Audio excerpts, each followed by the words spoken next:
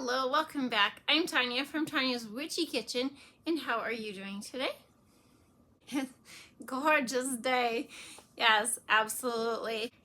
I have a question for you. I want you to help me decipher this. So my mom was talking about my grandpa, and she's like, he always had his chewing tobacco for the longest time, right? And my grandma didn't really have any bad habits per se, as far as spending money goes.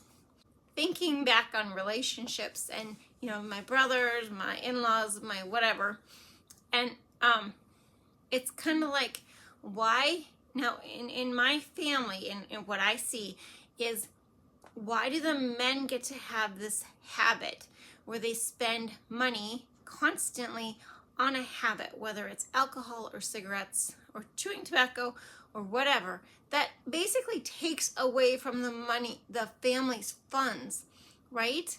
And the women are scrimping and saving. Okay, not that in my family, it seems like the women are scrimping and saving and going without, right? But yet they, why, And both my grandparents, I don't think either one of them worked in town. They were both farmers. So, when you farm, it's a joint venture, really. What gives that person that right to take money and use it for themselves when your family is not stable? Sorry about the furnace noise. The AC is actually on. But back to my topic, I just don't understand why people have that mentality, have the men in my family, extended family, okay, why they think that they should be able to have this habit that, they can barely afford or not afford or somehow afford, while the other person is sacrificing to make ends meet. I just don't get it, and I see it a lot. Actually, when my mom brought it up, it was kind of like it's not just, it's a lot of people. Anyway, give me your opinion. But today, we are doing another soap from the Mayflower soap. So 3 things: be kind, be forgiving, and be you. And let's go check out one of my favorites, the Caffe Latte. Okay, and now for our soap. This one also had a lot going on in it, just because this is actually one of my favorite bars. It is extra scrubby, it is extra bubbly, it is the coffee, smells amazing, and yeah, it's just one of my favorites. But as you know, I like the scrubby bars. Anyway, now for my lye water, if you saw it was dark, it is 100% coffee, organic coffee.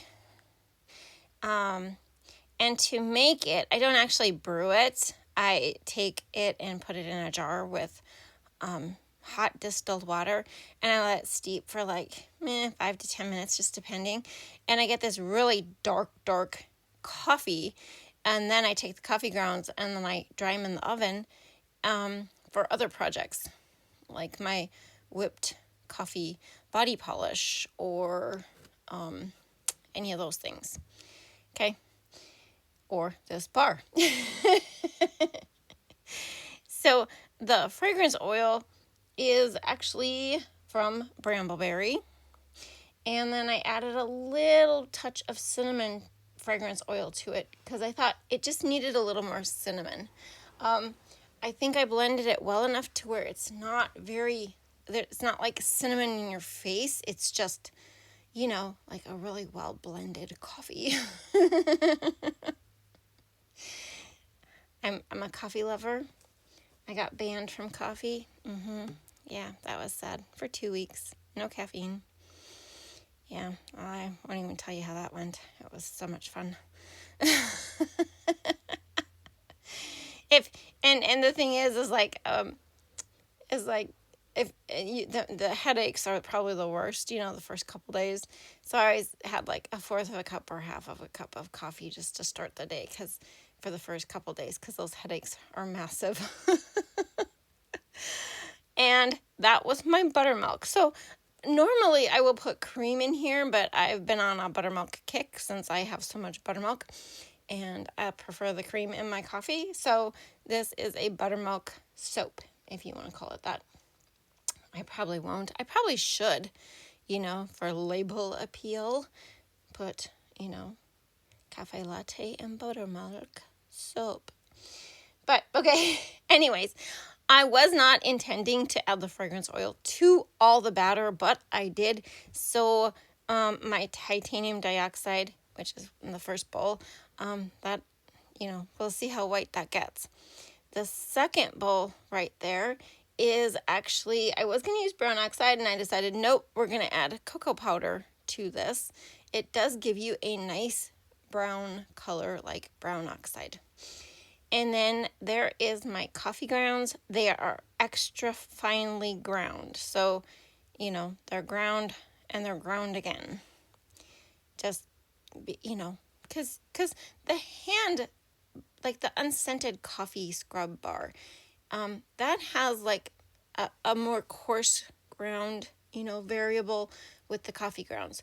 This one is more fine, like your pink Himalayan salt, or even finer, because I want the scrubby, but I don't want, hellacious scratches on my skin, because, I'm going to town with this bar. So extra fine ground coffee grounds. Yes. And the thing is the coffee and the lye will not add coffee scent. The coffee grounds, I don't know, maybe. But it doesn't matter because it's fragranced already. I think that is all the major things that were going on with the soap, because it just seemed at the time like I had a lot going on. But it's also making sure I get, the buttermilk added, so we don't lose it like the wine we did that one time. And, the coffee grounds get added. I've done that before, where I didn't add them and I had to dump everything back in the bowl and add the coffee grounds. It's not always that fun. No. But anyway, how was I going to pour this? Well, I'll show you. Well, we're not doing a bowl swirl. We are going to do a traditional drop swirl, where you put 1/2 to 2/3 of the soap into the mold. Why did I do this? Because I want all the bars to have the scrubby on the outside, per se, because when you drop swirl, a lot of the colors go in the middle and they don't really break that exterior much. So knowing that, I will have a good scrubby bar to begin with. Okay. And like I said, traditional drop swirl. So my bowls are like 4 to 6 inches above. You could drop them, it's still really fluid, as you can see, but very fluid, as you can see. But you can drop them from even higher up if you choose. The higher up, the more force it's going to have to break that plane.